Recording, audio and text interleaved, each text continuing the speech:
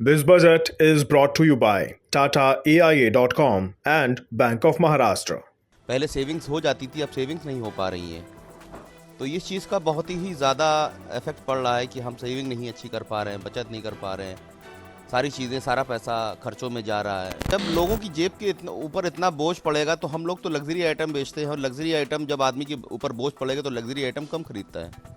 कि कोई भी चीज़ है जैसे कि आम रूटीन में जैसे कि दूध दही ये सब तो महंगा हुआ ही है। तो जैसे कि हम जो 4 लीटर दूध खरीदते थे तो वो हम 3 लीटर खरीद रहे हैं, क्योंकि हम अपने एक्सपेंस को उस तरीके से बैलेंस कर रहे हैं कि जो हमारी लाइफ स्टाइल है उस पर फ़र्क ना पड़े। ये है कि थोड़ा सा कंट्रोल करना ही पड़ रहा है हमको।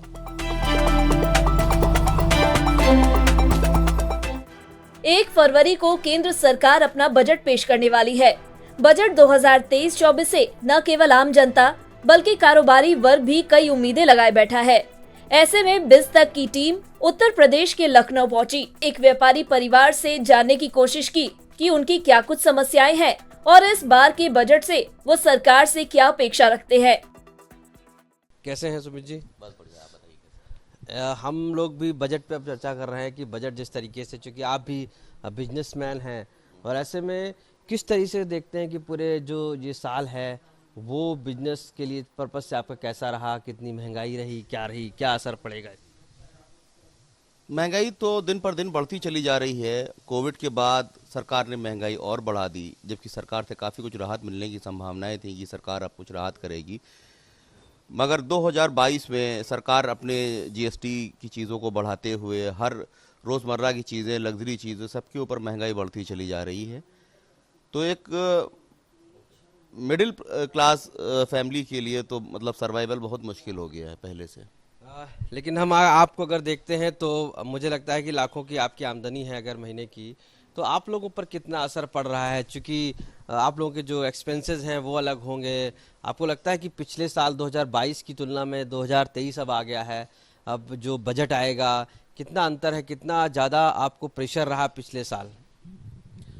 प्रेशर सरकार का बढ़ता चला जा रहा है एक आम आदमी के ऊपर, और जैसे कमाइयाँ हैं वैसे खर्चे भी होते हैं। हम लोग की लिविंग के ऊपर जैसे जो खर्चे होते हैं वो काफ़ी हद तक बढ़ गए हैं। पहले सेविंग्स हो जाती थी, अब सेविंग्स नहीं हो पा रही हैं। तो इस चीज़ का बहुत ही ज़्यादा इफेक्ट पड़ रहा है कि हम सेविंग नहीं अच्छी कर पा रहे हैं, बचत नहीं कर पा रहे हैं, सारी चीज़ें, सारा पैसा खर्चों में जा रहा है। तो इस चीज़ों की चिंता है, और सरकार से ये उम्मीद है कि हम लोग 2023 में एक अच्छा बजट पेश करके एक आम आदमी की ज़िंदगी को थोड़ी सी राहत मिले। ये बताइए Sumit ji, being a businessman, आप हैं, बिजनेसमैन हैं, जो आप बिजनेस करते हैं, आपका तो जरी का काम है, जरदारी का, तो आप किस तरीके का बिजनेस में, आपको 2022 में कठिनाइयाँ आई हैं? आपको लग रहा है कि कितना प्रॉफिट हुआ है या और होना चाहिए था, या आप 23 से उम्मीद है कि होंगी? देखिए, हर वर्ष आदमी, एक बिजनेसमैन तो हर वर्ष उम्मीद करता है कि उसका आने वाला साल अच्छा जाए, उसका हर फाइनेंशियल ईयर बहुत अच्छा जाए। मगर जब लोगों की जेब के ऊपर इतना बोझ पड़ेगा तो हम लोग तो लग्जरी आइटम बेचते हैं, और लग्जरी आइटम जब आदमी के ऊपर बोझ पड़ेगा तो लग्जरी आइटम कम खरीदता है। जी। क्या जो सरकार की नीतियां हैं, जीएसटी है या और सब चीज़ें हैं, जो क्योंकि आप कपड़े के व्यवसायी हैं, तो उस पर कितना असर पड़ा है? माल का ट्रांसपोर्टेशन से लेकर इन सब चीज़ों पे कोई फ़र्क पड़ा है? बहुत ज़्यादा फ़र्क पड़ा है, और ट्रांसपोर्टेशन भी महंगा हो गया है, उस पर भी जीएसटी। सरकार हर तरफ से एक आम आदमी को दबा के, एक व्यापारी को दबा के और अपना खजाना भरना चाहती है।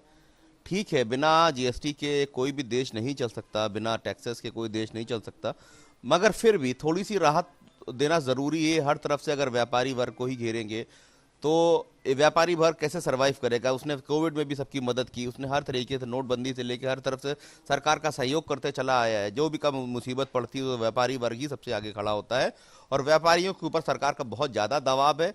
मैं सरकार से गुहार लगाता हूँ कि एक आम जनमानस को, एक आम व्यापारी को थोड़ी सी राहत देने की कोशिश ज़रूर करें इस बजट में।